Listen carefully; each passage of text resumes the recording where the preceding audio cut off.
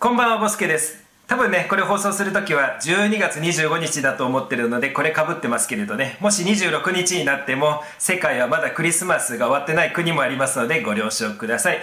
ということで今回はこれなんだかわかるでしょうかね。今までね、開封してたやつなんですけれどね、開封シーンを全て失ってしまって、これね、開封済みの箱になってしまったんですけれど、もちろんね、皆さんにはね、初めてお見せする商品ばかりですので、もう一回取り直してご紹介したいと思ってます。すごいね、悲しいですよね。大丈夫です。全てね、新品で入ってる状態を再現しましたので。でもね、一部ね、ちょっと驚く様子とかね、今までとはちょっとね、なんか違うなと違和感を感じたらすいません。2度目なのでね、あまりね、驚けないかもしれないですね、心から。それではよろしくお願いします。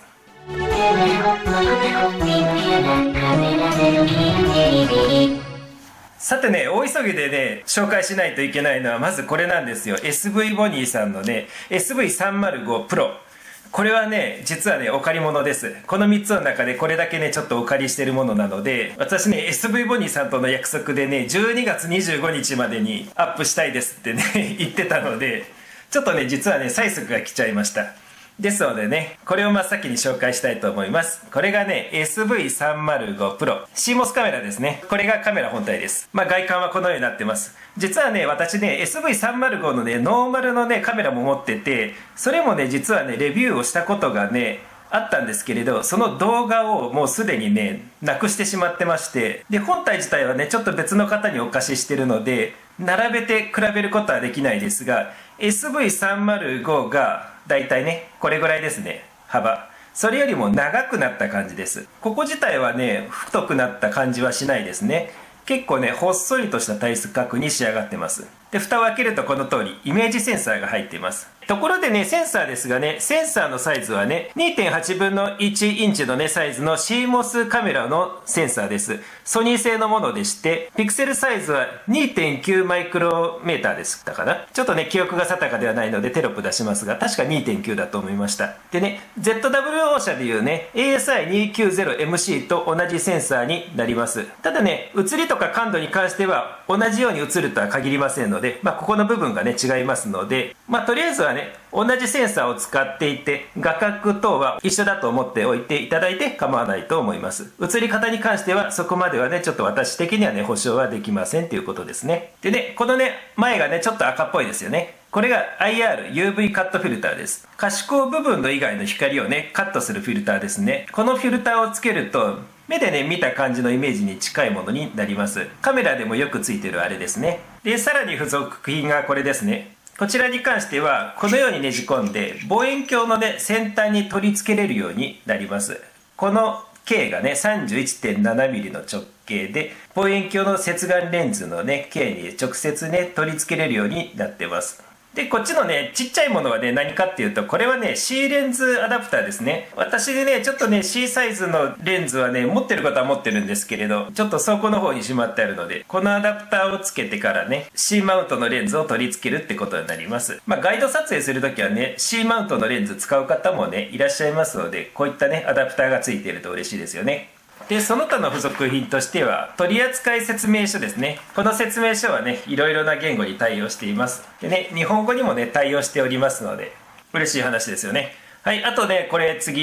ね、USB ケーブルですね。USB3.0 に対応した青い端子のついたケーブルです。これがね、長さがね、2メートルですね。2メートルのケーブルです。で、あとね、これがついてます。これはね、ガイドケーブルですね。ガイド撮影するためのケーブルです。実はね、これがね、SV305 と違う部分でして、こっちのね、SV305 Pro、このね、USB のケーブルのね、端子の隣に、こっちにね、ガイドケーブルの端子がありますよね。つまり、305 Pro になって、天体写真のね、メインの撮影カメラであると同時に、ガイドカメラとしても使えるっていうね、そういったね、機能がね、追加されたっていうことですね。そこがね、決定的にね、違うところです。そして、あとはね、ドライバーがついております。ということでね、今回はね、まずね、この305をパソコンにね、とりあえずつなげてみましょう。これをつなげたらね、ちゃんちゃらちゃんっていうはずですね。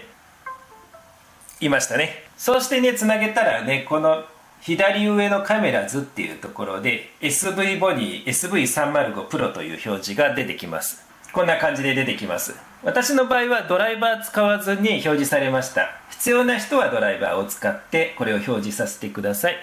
表示が出ていればね、もうドライバーは必要ありません。カメラズ SV ボニープロ、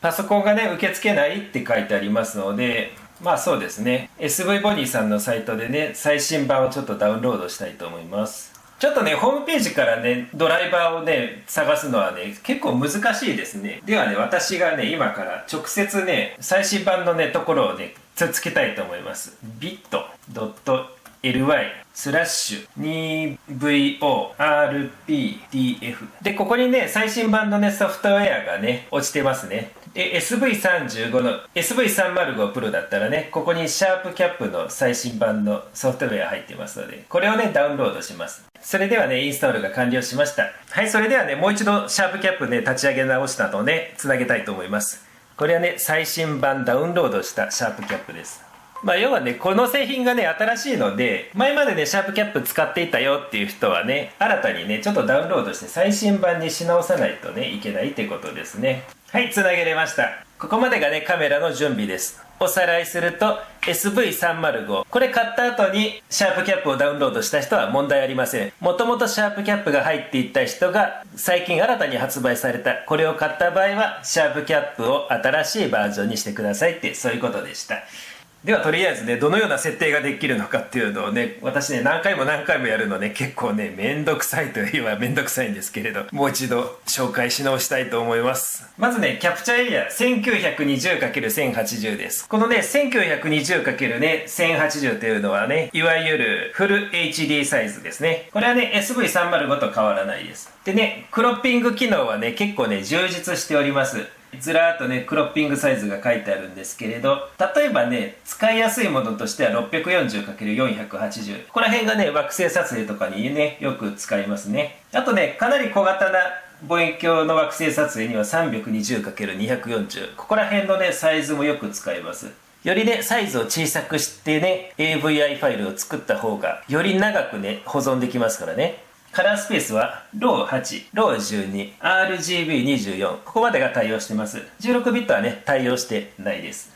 であとシャッタースピードは 0.03 ミリセックから5秒まで対応できます。 LX モードっていうものをオンにすると1074秒まで対応していますので、大方のね星の写真はねいけるんじゃないかなと、惑星から星までいけるんじゃないかなと思います。あとね、原因に関してはね、1からね、30まで選べられます。ただね、SV ボニーさんのカメラを使ったことない人にはね、この1と30っていうのがね、これちょっと独自の表示方法なので、例えばね、ZWO の原因と比べるとどうかっていう話になると、ちょっとね、この数字のままは比べられません。まあ、あとはね、コントラストだとかガンマだとかシャープネスだとかホワイトレベルだとかね、いろいろあるんですけれど、ホワイトバランスか。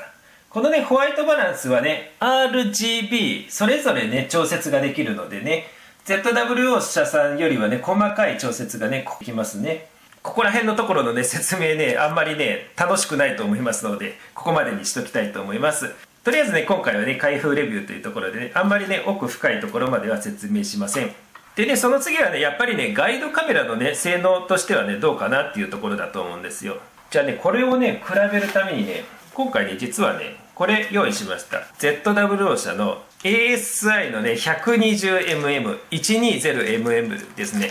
これがねよくねガイドカメラとしてね使われている基本的なねガイドカメラです。これよりもね感度の高いものがあるということはあるんですが、まずはこのね基本性能を有したこのガイドカメラとこれとどのような差があるのかっていうのをねお伝えしたいと思って、このね冬休み中にね実際のねガイド鏡に挿してねどれだけね写りが違うのかっていうのをねお伝えできればなと思っています。一応大きさはこんな感じ。こっちのね ZW のね ASI120 の方がかなり小さいです。ほら重さ的にはねまあそこまでね神経質な重さの差はないと思うんですけれど、やっぱりねコンパクトさ重視をねしたいっていう方はねこっちの方がね小さいといえば小さいですが、でね今度ね取り付けるガイド鏡なんですけれど、ガイド鏡もね実はね用意してたんですね。じゃじゃん、 SV ボニーさんのねコンパクトなガイド鏡ですね。ほらこんな感じでねガイドカメラをね取り付けるんですね。でね、最後ね、ちょっと特定の方がね、いろいろ疑問になっているところがあると思います。IR カットフィルターがね、取れないかどうかっていうところなんですけれど、ここを見てください。このね、フィルター周り、特にね、ネジとかがないですよね。ってことは、ネジを外してフィルターをね、ポンと取るっていうことがね、できません。あとね、SV205 とか思ってる人はね、いやいや取れるだろうってね、思う人いるかもしれないですけれど、残念ながらね、こっちがね、SV205 ですが、SV205 はフィルターはね、外すことができますがね、こっちはね、先ほど申した通り、一切ね、ありませんので、ちょっとね、SV205 が外れるからといって、こっちが外れるっていうわけではないので、そこの辺はね、違いをちょっとね、ご確認していただきたいかなと思います。SV305 はね、簡単には外せれませんので、かなりね、自己責任の要素が強くなっちゃうよっていうところはね、ご留意いただきたいです。ということでね、この冬だいぶね、忙しくなりそうなね、約束をしましたが、とりあえずね、今後もね、このカメラを使って感想をね、言っていきたいと思います。ということで、ご視聴ありがとうございました。